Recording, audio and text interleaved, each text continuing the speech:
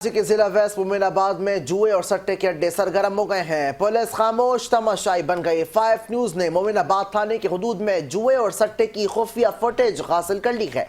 कानून कहीं दिखाई नहीं दे रहा। थाना मोमिनाबाद की हुदूद में 5 मकामात पर जुए और सट्टे की महफिलें आबाद हैं। जबकि इसी हवाले से मजीद तफसीलात जान लेते हैं जावेद कायम खानी से। जी जावेद, बताइएगा।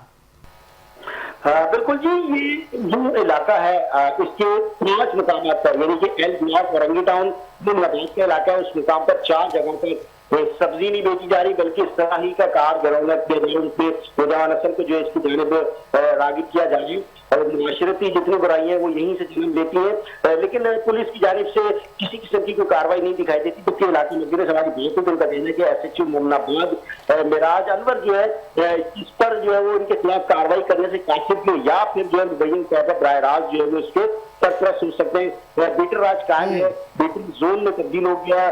जो सट्टे की महफिलें आबाद है, 5 न्यूज ने फोटोज हासिल किए। 5 मुकामात ऐसे हैं और फोटो के अंदर वादे तौर पर देखा जा सकते हैं दिन हो या रात हो इसमें कोई कैद नहीं है।